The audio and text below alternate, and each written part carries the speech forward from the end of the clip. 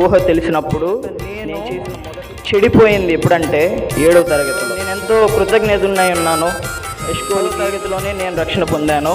నేను ఒక్కడినే అబ్బాయిని మా కాలేజ్ మొత్తానికి ఒక్కడినే అబ్బాయిని. మా జూనియర్ ఆ రోజు నాకు యాక్సిడెంట్ అయింది. బాప్తిజం తీర్చుకున్న తర్వాత నేను చేసిన ఇంకొక పాపం ఆఫ్ లవ్.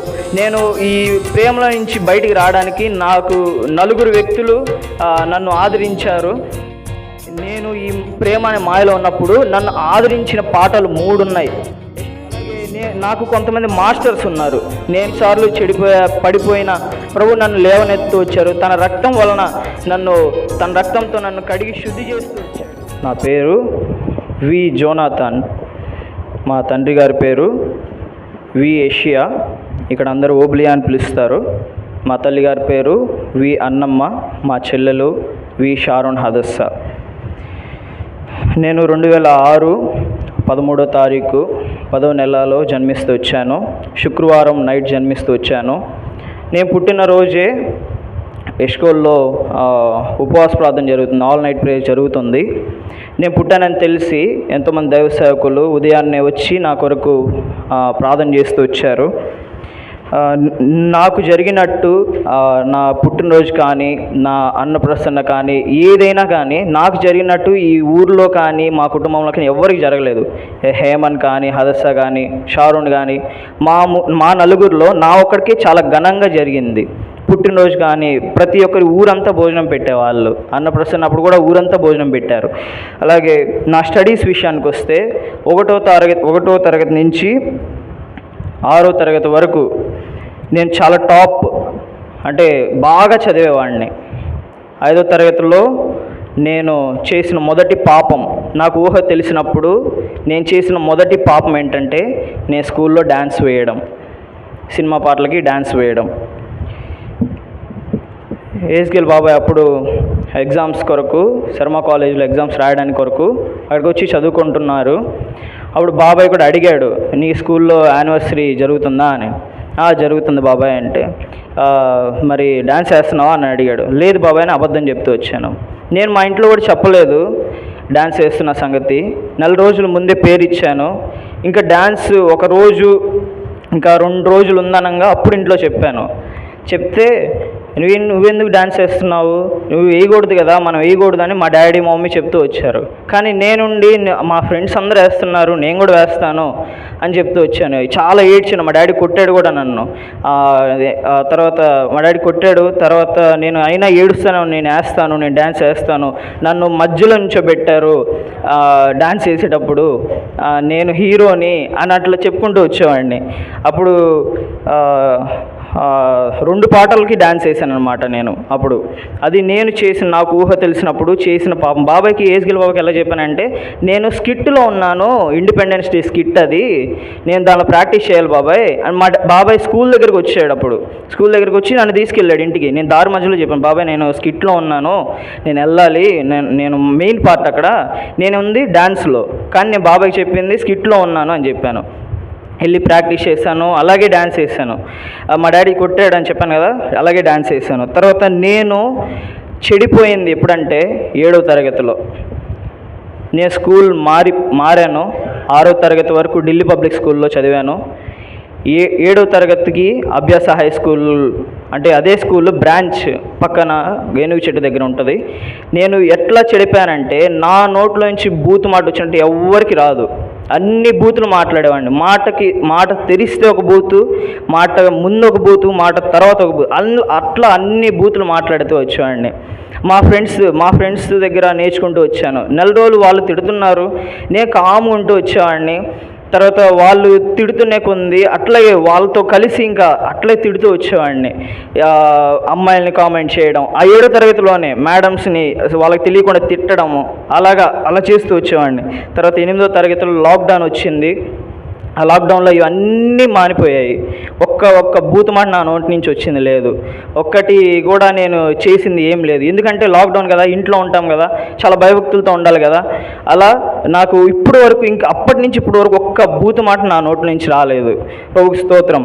అలాగే తొమ్మిదో తరగతిలో కూడా మళ్ళీ లాక్డౌన్ వేశారు. 9వ తరగతి క్లాస్ స్టార్ట్ అయింది. 9వ తరగతిలో నేను కూడా ఇంట్లో చాలా ఇబ్బంది అయింది. డాడీ ఒక్కడే కష్టపడుతున్నారు. నేను కూడా లాక్డౌన్లో బేకరీలో చేస్తూ వచ్చాను. అక్కడ ప్రభు నాకు ఎంత సాయం చేస్తూ వచ్చాడంటే, అక్కడ ఎంతోమంది నన్ను ఎన్ని రకాలుగా మాట్లాడినా కానీ నేను ఒక పాట పాడుకుంటూ ఉండేవాడిని. సహించుమో శ్రమలన్నీ యేసుకై సంతోషంతో అని మాట్లాడుతూ ఆ పాట పాడుకుంటూ వాళ్ళు ఎన్ని తిట్టినా కానీ నేను వాళ్ళని అన్ని పట్టించుకోకుండా ప్రభు నాతో ఉన్నాడు, నేను నమ్మకంగా పనిచేస్తున్నాను కాబట్టి ప్రభు నాతో ఉన్నాడు కాబట్టి నేను వాళ్ళందరికీ ఎందుకు భయపడాలి, నేను చేయని తప్పు కూడా వాళ్ళు నా మీద వేసేవాళ్ళు ఆ వర్క్ చేసేటప్పుడు. అలా సుమారుగా 4 నెలలు వర్క్ చేస్తూ వచ్చాను. తర్వాత 10వ తరగతి జాయిన్ అయ్యాను. 10వ తరగతిలో నేను ఎంతో కృతజ్ఞతనై ఉన్నాను ఎస్కోల్కి. వాళ్ళు నా గురించి ఎంతో ప్రార్థన చేస్తూ వచ్చారు. జాన్ అన్న, విజయ్ అన్న, అలాగే రమేష్ అన్న, అలాగే వాళ్ళెంతో నన్ను బలపరుస్తూ వచ్చాడు. ఇంకా ఉషా కిరణ్ అన్న వీళ్ళందరూ నన్ను ఎంతో బలపరుస్తూ, నువ్వు బాగా చదువుకోవాలి, నువ్వు ప్రభాకర్ అంకుల్ మనవడివి కదా, నువ్వు సంఘంతో ఇంటరాక్ట్ అవ్వాలి అన్నీ మాట్లాడుతూ, నువ్వు చాలా బాగా పాట పాడతావు, చాలా బాగా కీబోర్డ్ వేస్తావు. నా కీబోర్డ్ కూడా అంత రాదు, కొంచెమే వచ్చు. అక్కడ 12 రాగాలు ఉంటే నాకు 6 రాగాలే వచ్చు.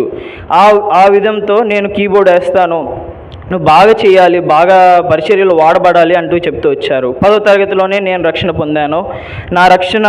నేను రక్షణ పొందినప్పుడు రక్షణ పొందాలనుకున్నప్పుడు వీబీఎస్ ఎస్కోల్లో వీబీఎస్ జరుగుతూ ఉంది. 3వ రోజు మధ్యాహ్నం 2:45 అప్పుడు ఆశీర్వాద అంకుల్ వాక్యం చెప్తూ వస్తున్నాడు. సీనియర్స్లో కూర్చున్నప్పుడు, ఓ సహోదరుడా, నువ్వు ఎక్కడున్నావు, ఈరోజు నీవు చనిపోతే నువ్వు ఎక్కడికి వెళ్తావు, యేసు ప్రభువుని నమ్ముకోకపోతే. ఈ మాటలన్నీ నేను చిన్నప్పటి నుంచి వింటూనే వస్తున్నాను. ప్రతి మీటింగ్కి వెళ్ళేవాడిని, అక్కడ ఏడ్చేవాడిని, ప్రభు నన్ను పాపాలు క్షమించని. కానీ పక్క రోజు మళ్ళీ మీటింగ్ అయిపోవడంతో మళ్ళీ ఇంటికి రావడంతో యథావిధి, స్కూల్కి వెళ్ళిపోవడంతో యథావిధి.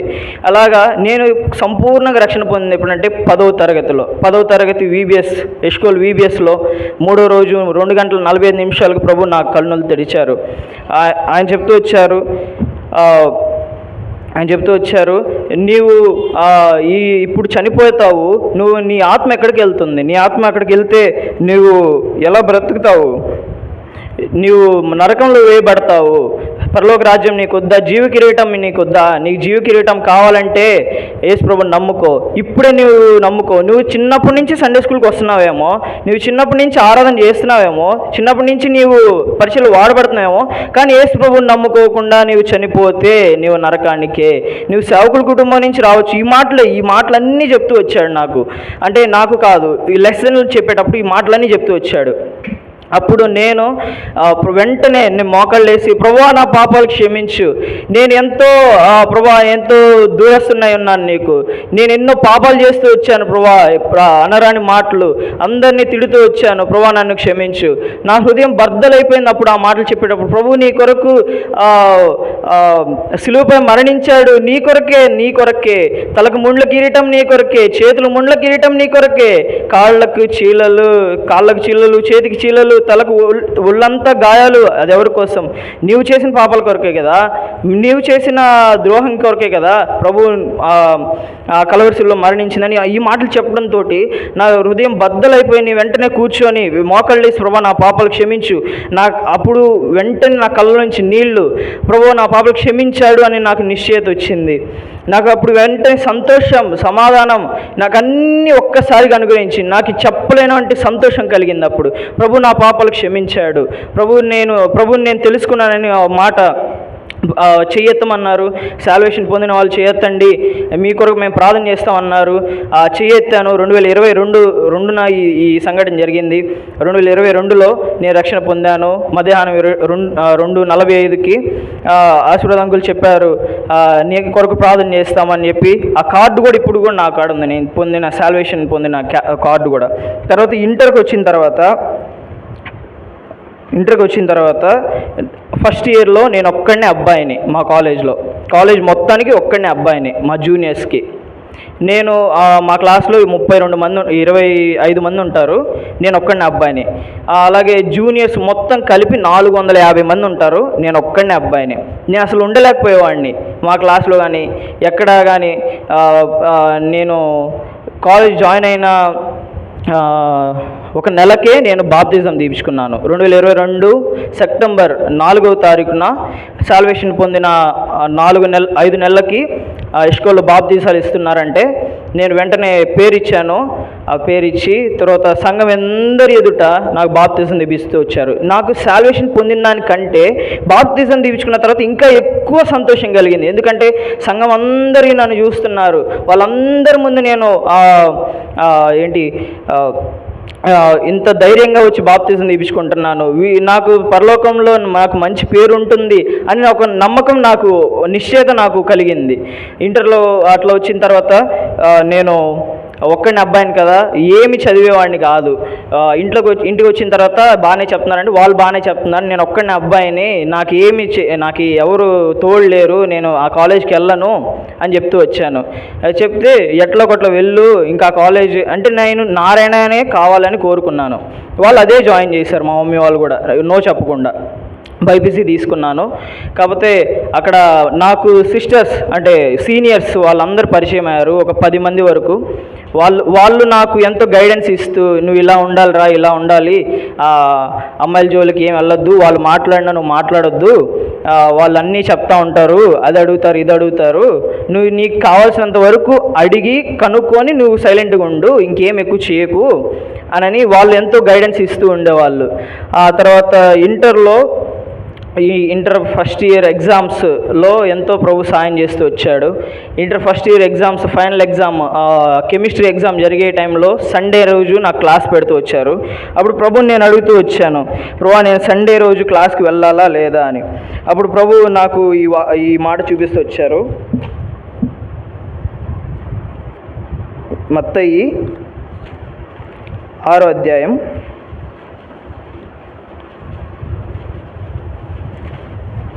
33వ వచనం. కాబట్టి మీరు ఆయన రాజ్యమును నీతిని మొదట వెతుకుడి. చాలు ఆయన రాజ్యమును నీతిని మొదట వెతుకుడి. కానీ నేను ప్రభువుకి వ్యతిరేకంగా వెళ్తూ వచ్చాను. సండే రోజు ఆ రోజు నాకు యాక్సిడెంట్ అయింది. ఎవరికి తెలియదు ఈ విషయము. బండి మొత్తం ముందంతా పార్ట్ మొత్తం పోయింది, ఎవరికి చెప్పలేదు కూడా. డాడీ కూడా అప్పుడు ఇక్కడ ఉన్నాడు నాల్టూరులో. నేను అప్పుడు ఉదయాన్నే 8:30 ఆ ప్రాంతంలో కొండకి వెళ్తుంటే వేరే బండి వచ్చి గుద్దింది. నాకేం కాలేదు, కానీ బండి మొత్తం అంతా డ్యామేజ్ అయిపోయింది. వాళ్ళ కాలుకి పక్కన వాళ్ళ కాలుకి కొంచెం బెనికింది. అలా ప్రభు వాళ్ళందరూ నన్ను ఫుల్గా తిట్టారు. నేను నా తప్పేం లేదు, వాళ్ళ తప్పు, కానీ నన్నే తిడుతూ వచ్చారు. చిన్నవాడిని కదా, అసలు లైసెన్స్ లేదు, అది ఇది అని చెప్పి ఫుల్గా తిట్టారు. ఇంకా తర్వాత వెంటనే వేరే అన్న వచ్చి తెలిసిన అన్న సారీ అని చెప్పి నన్ను ఇంక తీసుకెళ్ళారు. ఆన్నే బండి బాగు చేసుకొని ఆన్నే బండి చేయించుకొని అది దాని మొత్తానికి ఖర్చు దాదాపు 3,000-4,000 అయ్యేది. 500 ఇచ్చాను. అన్న నా కాడ ఇంతే ఉన్నాయి, ప్లీజ్ అన్న కొంచెం బాగు చేయను అన్న అంటే, అరే అన్న మా సీనియర్ అనమాట స్కూల్లో, అరే నీకెందుకు డబ్బులు ఏమొద్దులే అని చెప్పారు. కాకపోతే మనం ఇవ్వాలి కదా అంత కష్టం చేసినందుకు, నా దగ్గర ఇవే ఉన్నాయి అన్న ఇవి తీసుకో అంటే 500 ఇచ్చి వచ్చాను. ఆ తర్వాత ఇంటర్ సెకండ్ ఇయర్లో కూడా ప్రభు నాకు ఎంతో సాయం చేస్తూ వచ్చారు. ఇంటర్ సెకండ్ ఇయర్ ఎగ్జామ్స్లో కూడా నాకు ఫుల్గా ఫీవర్ వచ్చేసింది, మోషన్స్, వామిటింగ్స్, లెగవలేకపోయేవాడిని అస్సలు. ఇంకా ఫిజిక్స్ కెమిస్ట్రీ ఎగ్జామ్స్ ఈ 2 లాస్ట్ ఎగ్జామ్స్ ఉన్నప్పుడు ఇలాగ ఎప్పుడైనా సరే నాకు ఎప్పుడు లాస్ట్ ఎగ్జామ్స్ ఇంకా 1 ఎగ్జామ్ 2 ఎగ్జామ్స్ ఉన్నప్పుడు మాత్రమే నాకు ఇలా జరుగుతూ ఉంటుంది. ఈ ఫస్ట్ ఇయర్ సెకండ్ ఇయర్లో కూడా సెకండ్ ఇయర్లో ఫుల్గా ఎగ్జామ్స్ జ్వరం వచ్చినప్పుడు కెమిస్ట్రీ ఎగ్జామ్ అసలు ఏమీ చదవలేదు. ఉదయాన్నే 3 గంటలకు లేచాను, 7:30 వరకు చదువుకున్నా, 8 వరకు చదువుకున్నాను. సెంటర్ 8:30 వెళ్ళిపోవాలి, 8 వరకు చదువుకొని ఆ జ్వరంతోనే అలాగే వెళ్ళి రాశాను. కాకపోతే అన్నిటికంటే ఆ కెమిస్ట్రీ ఎగ్జామ్లోనే నాకు ఎక్కువ మార్క్స్ వచ్చాయి. 10th కూడా స్కూల్ సెకండ్ ర్యాంక్ వచ్చింది నాకు, 488 మార్కులు. ఇంటర్లో కూడా 811 మార్కులు వచ్చాయి, inter first year second year కలిపి. తర్వాత బాప్తిజం తీపించుకున్న తర్వాత నేను చేసిన ఇంకొక పాపం ఏంటంటే వేరే అమ్మాయిని ప్రేమించడం. నేను చేసిన పాపం వేరే అమ్మాయిని ప్రేమించడం. నేను ఆ ప్రేమించేటప్పుడు కూడా నేను ఎంతగా ప్రేమించానంటే ఆ అమ్మాయి లేకపోతే నేను ఉండలేను అన్నంతగా ప్రేమించాను. అమ్మాయి లేకపోతే నేను చచ్చిపోవాలి అంతగా ప్రేమించాను. ఆ ప్రభు అప్పుడు నాకు కొన్ని వాక్యాలు చూపిస్తూ వచ్చాడు. సామెతలు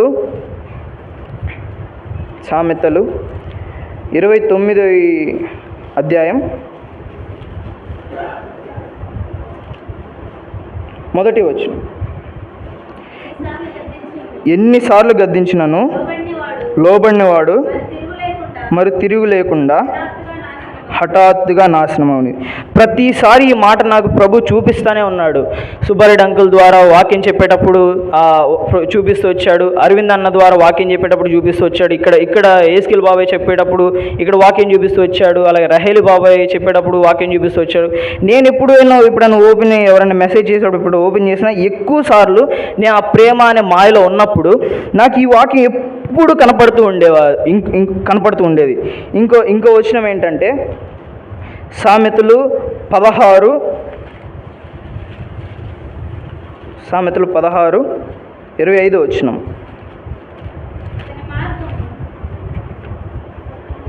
16:25 ఒకని మార్గము వాని దృష్టికి యథార్థంగా కనబడును, అయినను తుదకు అది మరణం నాకు చేరును. ఆ ప్రేమ అనేది నాకు ఎంతగా ఉందంటే యథార్థంగా కనపడుతుంది. ఆ ప్రేమ నేనేం తప్పు చేయట్లేదు, ఓన్లీ ప్రేమించడమే కదా నేను చేసింది. నేనేమి చెడు తలంపుగా ఏమి చేయట్లేదు కదా. అలాంటి ప్రేమ నేను యథార్థంగానే ఉన్నాను కదా నేను అనుకుంటున్నాను. కానీ ఇక్కడ ప్రభు చెప్తున్నాడు, ఒకని మార్గం వానికి అంటే నాకు యథార్థంగా కనపడుతుంది, కానీ తుదకు అది మరణమునకు చేరును, మరణానికి దారి తీస్తుందని నాకు తెలుసుకోలేకపోయాను. కానీ ఒకరోజు తను నన్ను వదిలేసి వెళ్ళిపోతూ వచ్చింది. వేరే అబ్బాయిని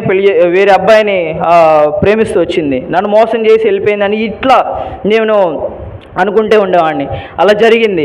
ఆ అమ్మాయి లేకపోతే నేను లేను అని మా ఇంట్లో ఫ్యాన్ ఉండేది. ఆ ఫ్యాన్కి ఇట్లా చూస్తూ ఉండేవాడిని, ఊరేసుకుందాం అని.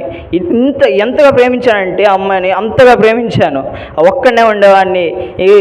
ఇంకా అమ్మాయి మీదే ధ్యాస ఉండేది. బైబిల్ సరిగ్గా చదివేవాడిని కాదు, ప్రార్థన సరిగ్గా లేదు ఆ టైంలో.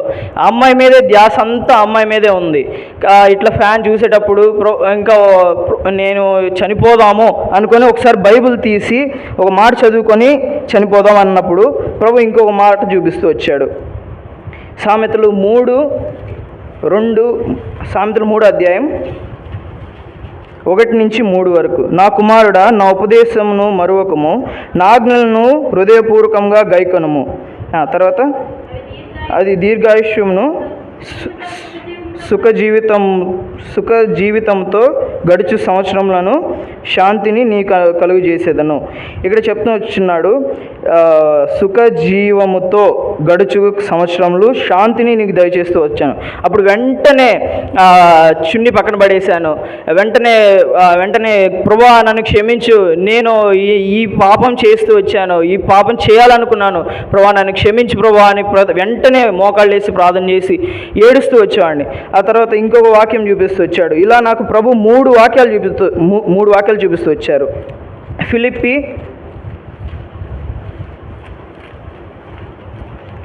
3:13 సహోదరులారా, ఒక్క నిమిషం సారీ 29 సామెతలు 29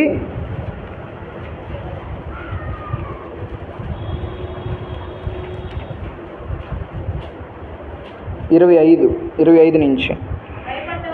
భయపడుట వలన మనుషులకు ఉరి వచ్చును, యెహోవా యందు నమ్మిక ఉంచువాడు సురక్షితముగా నుండును. అనేకులు ఏలువారు దయకోర్చును, మనుషులను తీర్పు తీర్చుట యెహోవా వశము. దుర్మార్గులు నీతిమంతులకు హేడు, యథార్థవంతుడు భక్తిహీనులకు చేయడు. ఇక్కడ చెప్తూ వచ్చే 25వ వచనంలో భయపడట వలన మనిషికి ఉరి వచ్చును. ఆ టైంలో నేను ఎంతో భయపడుతూ వచ్చాను. అమ్మాయి లేకపోతే నేను ఏం చేయాలి, ఎట్లా ఏంది అని ఫుల్గా భయము, ఏడుపు, ఆ బాధ అంతా నాలో ఉంది. అప్పుడు ఈ మాట తర్వాత ఇంకొక మాట సామెతలు 28:13 అతిక్రమములు దాచిపెట్టుకాడు వర్ధిల్లడు, వాటిని ఒప్పుకొని విడిచిపెట్టువాడు కనికరం పొందును అని అప్పుడు ప్రభు ఈ 3 మాటలు నాకు చెప్పినప్పుడు వెంటనే నేను మోకాళ్ళు వేసి ప్రభు నన్ను క్షమించు అని ఏడుస్తూ ప్రార్థన చేస్తూ వచ్చాను. ఆ అమ్మాయిని ఇంకా వదిలేశాను, ఇంకా అదంతా అయిపోయింది. ఇంకా అమ్మాయిని వదిలేసి ఇంకా నేను ప్రభు సేవలో మంచిగా ఉండాలి, నేను మా తల్లిదండ్రులు మంచిగా చూసుకోవాలి, మంచిగా నా భవిష్యత్తుని నేను కాపాడుకోవాలి, ఆ తీర్మానంతో ఉన్నప్పుడు ప్రభు ఇంకొక 3 మాటలు చూపిస్తూ వచ్చాడు. సామెతలు 31:30 అందం మోసకరము, సౌందర్యం వ్యర్థము, యెహోవా యందు భయభక్తి కలిగిన స్త్రీ కొనియాడబడును.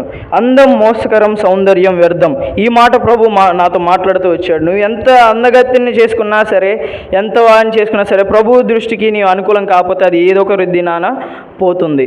అలాగే ఇంకో వచనం ఫిలిప్పీ 3:13 ఫిలిప్పీ 3:13 సహోదరులారా నేను ఇదివరకే పట్టుకొని ఉన్నానని తలంచుకొనను, అయితే ఒకటి చేయుచున్నాను, వెనుకున్నవి మరచి ముందున్న వాటికై వేగిరపడుచు. చాలు, వెనుకున్నవి మరిచి ముందున్న వాటికై వేగిరపడుచు. ఈ పాత జీవితం అంతా ఇంక వదిలేసేయి. ఇవంతా ఎప్పుడు జరిగింది? నేను బాప్తిజం తీపించుకొని సాల్వేషన్ రక్షణ పొందిన తర్వాత ఇది జరిగింది. అప్పుడు ప్రభు నేను అదంతా వదిలేసిన తర్వాత ప్రభు ఈ మాట చూపిస్తూ వచ్చాడు, వెనుకున్నవి మరిచి ముందున్న వాటికై వేగిరపడుచు. తర్వాత ఇంకొక వచనం కొలస్సీ 3:20 కొలస్సీ 3:20 పిల్లలారా అన్ని విషయములలో మీ తల్లిదండ్రుల మాట వినుడి, ఇది ప్రభువుని బట్టి మెచ్చుకున్నది. ఈ మాట కూడా ప్రభు చూపిస్తూ వచ్చా, పిల్లలారా మీ తల్లిదండ్రుల మాట వినండి అని ప్రభు. ఇంకా తల్లిదండ్రులు చెప్పింది చేయాలి, వాళ్ళు చెప్పిందే ఇంకా ఏదైనా చేయాలి అని ఆ ఉద్దేశంతో ఇంకా అంతా మర్చిపోయి ఇప్పుడు హ్యాపీగా ఉంటూ వచ్చాను. అలాగే నేను ఓవర్కమ్ ఆఫ్ లవ్, నేను ఈ ప్రేమలో నుంచి బయటికి రావడానికి నాకు 4 వ్యక్తులు నన్ను ఆదరించారు. ఒకరు ఒక గాడ్ సర్వెంట్ పేరు చెప్పను, ఇంకొకరు మా ఫ్రెండ్ బడ్డీ, అండ్ ఇంకొక ఫ్రెండ్ తన్విక, అండ్ బ్లెస్సీ. వీళ్ళ నలుగురు నన్ను ఎంతో ఆదరించారు. ఒకళ్ళేమో కన్వర్టెడ్ క్రిస్టియన్స్, అంటే క్రీస్తుని నమ్ముకున్నారు, హైందవుల నుంచి ప్రభువులోకి వచ్చిన వాళ్ళు. ఇంకొకళ్ళు అసలు ప్రభుని నమ్ముకోలేదు, ఇంకొకళ్ళు ప్రభుని నమ్ముకున్నారు. వీళ్ళ ముగ్గురు నేను ఎలా బయటకు వచ్చానంటే, నేను ఒకళ్ళకి చెప్పాల్సింది దేవసేవకుల కుటుంబంలో పుట్టి ఇలాంటివన్నీ చేస్తున్నాను, నేను ఒకళ్ళకి చెప్పాల్సింది వేరే వాళ్ళ చేత నేను చెప్పించుకుంటున్నానే. వాళ్ళు చెప్తూ వచ్చారు, రే జోనథన్ నువ్వు ఇలా ఉండకూడదు, నువ్వు చేస్తున్న తప్పు, ఈ మాటలన్నీ చెప్తూ వచ్చారు. నేను అప్పుడు రియలైజ్ అయ్యాను, నేను ఇలా చేయకూడదు, నేను తప్పు చేస్తున్నాను. అప్పుడు ఈ మాటలన్నీ నాకు ప్రభు ఈ మాటలు వాళ్ళ ద్వారా ఆ గాడ్ సర్వెంట్ ద్వారా వాళ్ళందరూ నాకు సాయం చేస్తూ వచ్చారు. నన్ను ఎంతో ప్రేమించి ఆదరిస్తూ ఈ వీటిలో వాళ్ళు ఎంతో ఫ్రెండ్స్గా, వాళ్ళు ఏమీ దాచకుండా వాళ్ళు నాకని చెప్పేవాళ్ళు, నేను వాళ్ళకని చెప్పేవాడిని. అలా వాళ్ళు నన్ను ఆ ప్రేమ అనే మాయలో నుంచి బయటికి తీసుకొస్తూ వచ్చారు. నేను ఈ ప్రేమ అనే మాయలో ఉన్నప్పుడు నన్ను ఆదరించిన పాటలు 3 ఉన్నాయి. ఎష్కోల్లో ఉపవాస ప్రార్థనలో మొదటి 3 పాటలు అయిపోయాక ఒప్పుకోలు మెసేజ్ జరిగిన తర్వాత ఒప్పుకోలు ప్రార్థన చేసిన తర్వాత నేను అప్పుడు బాధలో ఉన్నాను. నేను ఇట్లా ప్రేమించాను కదా, నేను ఇట్లా చనిపోవాలనుకున్నాను కదా, ఎందుకు ఇలా అని అప్పుడు ఈ పాట పాడుతూ వచ్చారు. ఎరిగి నే చెడిపోతిని, యేసుని దామో రేపితిని, ఎరిగి నే చెడిపోతిని, యేసుని గాయమో రేపితిని, పోతి నేను దృష్టి తొలగితి, రాకుడా నిన్ను చూడనిమ్మో, మోసపోతి నేను దృష్టి తొలగితి, దాసుడా నిన్ను ప్రభు యేసు నా రక్షక, నొసగు కన్నులు నాకు నిరతమునే నిన్ను చూడా. ప్రభు యేసు నా రక్షక, నొసగు కన్నులు నాకు నిరతమునే నిన్ను చూడా. ఈ పాట అప్పుడు పాడినప్పుడు వెంటనే ప్రభువా నీవు నా కొరకు నేను నిన్ను ఎరిగి నేను నిన్ను దూరం పెడుతూ వచ్చాను, నిన్నెంతో బాధపడుతూ వచ్చాను, నిన్ను గాయం చేస్తూ వచ్చాను ప్రభువా, నన్ను క్షమించు ప్రభువా అని వెంటనే అప్పుడుకప్పుడు మోకాళ్ళేసి ప్రార్థన చేసి ఏడుస్తూ ప్రార్థన చేసేవాడిని. ఆ తర్వాత ఇంకో పాట నా ప్రియుడా పాప విమోచకుడా అనే పాటలో తల్లి గర్భముని ఎరిగి నన్ను ఆ వచనం ఉంది, ఆ వచనము. తర్వాత యేసుబాబు అన్న పాడుతూ వచ్చాడు ఇక్కడ బెరక పొదిలిలో, సిలువ చెంతకురా అని, యవ్వన కాల పాపంలో మరణించదువా. ఈ పాట ఇంకా ఎక్కువ నన్ను హత్తుకుంటూ వచ్చింది. వాళ్ళందరూ నా గురించి ఎంతో ప్రార్థన చేస్తూ వచ్చారు. నేను ఎంతో ప్రార్థన చేస్తూ వచ్చాను. నేను నా తల్లిదండ్రుల కోసం, నా కుటుంబం కోసం కూడా ఎప్పుడు అంత రీతిగా ప్రార్థన చేయలేదు. అమ్మాయి కోసం, అమ్మాయి భవిష్యత్తు కోసం, నా భవిష్యత్తు గురించి కూడా నేను అంతగా ప్రార్థన చేయలేదు. ఆ అమ్మాయి కోసం అంతగా నేను ప్రార్థన చేస్తూ వచ్చాను. ఆ అమ్మాయి బాగుండాలి, అమ్మాయి మంచిగా చదువుకోవాలి, మంచిగా హై స్థాయిలో ఉండాలి, అట్లా ప్రార్థన చేస్తూ వచ్చాను. అలాగే నేను సేవలో కూడా చాలా బలంగా వాడబడుతూ వచ్చాను. బలంగా వాడబడడానికి కారణం కూడా కొంతమంది వ్యక్తులు ఉన్నారు. రహేలి బాబాయ్, మెయిన్గా రహేలి బాబాయ్ ఎక్కడికి తీసుకెళ్ళినా నన్ను ఎక్కడికైనా తీసుకెళ్తాడు. నాకు చెప్పి వెళ్తాడు అన్ని చోట్లకి. ప్రతి మీటింగ్ ఉందంటే నువ్వు రా అని చెప్పి నన్ను అక్కడ పాటలు పాడించడం, సువార్త చెప్పించడం, ఇట్లా చెప్తూ వచ్చాడు. తర్వాత అరవింద్ అన్న కూడా ఎంతో ప్రభు పరిచర్లో ఎంతో వాడుకుంటూ వచ్చాడు. ఆ తర్వాత మా డాడీ, మా మమ్మీ, నేను ఎక్కడికి వెళ్ళాలన్నా ఎప్పుడోకప్పుడు ఎప్పుడన్నా ఒకసారి కాదు అని అంటారు, ఎప్పుడైనా ఒకసారి. ప్రతిసారి నేను అడిగినదానికి కాదన్నట్టు ప్రతి చోటకి పంపిస్తూ ఉంటారు. అలాగే నాకు కొంతమంది మాస్టర్స్ ఉన్నారు. నేను సాంగ్స్ రహేల్ బాబాలా పాడాలి, మెసేజెస్ ఎస్గేల్ బాబాయ్లాగా చెప్పాలి, తర్వాత లవ్ అండ్ కేర్, ప్రేమ చూపించడం మా మమ్మీలాగా చూపించాలి. మా మమ్మీ ఎంతో ప్రేమిస్తూ వస్తుంది అందరినీ. ఆ తర్వాత స్ట్రాంగ్ డెసిషన్స్ అండ్ బోలో జిందా ఖుదా ఇష్యూ మసిగ్గి అని ఉంది కదా, అది సైమన్ అంకుల్ దగ్గర నుంచి నేను నేర్చుకున్నాను. అలాగే పని చేయడం, ఎంత ఎక్కువ పని ఉన్నా, ఒక అంకుల్ ఉన్నారు రత్నం అంకుల్ అని అద్దంకి, ఆ అంకుల్ ఎంత పెద్ద పని ఉన్నా కానీ కూల్గా చేస్తాడు, చాలా కూల్గా ఉంటాడు ఆ అంకుల్. అలా ఆ కూల్గా నేను ఆ వర్క్ ఏ పని ఉన్నా, ఎంత వర్క్ ఉన్నా కూల్గా చేయాలి, ఎప్పుడు టెన్షన్ పడకూడదు అని ఆ ఉద్దేశంతో నేను ఆ అంకుల్ దగ్గర నుంచి నేర్చుకున్నాను. అలా కీబోర్డ్ కూడా అరవింద్ అన్న ప్లే చేసినట్టు ప్లే చేయాలి అని. ఆ తర్వాత స్ట్రాంగ్ డెసిషన్స్ అండ్ తీసుకోవడం, చిన్నపిల్లల్ని కూడా ఎంకరేజ్ చేయడం, అది మా డాడీ దగ్గర నుంచి నేర్చుకుంటూ వచ్చాను. అలాగే ఎంత బాగున్నా, ఎంత కష్టం ఉన్నా హార్ట్ఫుల్గా నవ్వడం నేర్పించింది హన్నా అక్క. ఆ అక్క కూడా ఎంతో సాయం చేస్తూ వచ్చారు నాకు కూడా. వీళ్ళందరూ నా గురించి ఎంతో ప్రార్థన చేస్తూ వచ్చారు. నేను ఎన్నిసార్లు పడిపోయినా ప్రభు నన్ను లేవనెత్తు వచ్చారు. తన రక్తంతో నన్ను కడిగి శుద్ధి చేస్తూ వచ్చాడు. ఈ అన్నిట్లో నన్ను ప్రభు వాడుకుంటూ వచ్చాడు. ఇదంతా నా గురించి కూడా ప్రార్థన చేయండి. నేను BSc నర్సింగ్ చదువుతున్నాను, ఫస్ట్ ఇయర్. మా కుటుంబం గురించి కూడా ప్రార్థన చేయండి. Thank you. Praise the lord.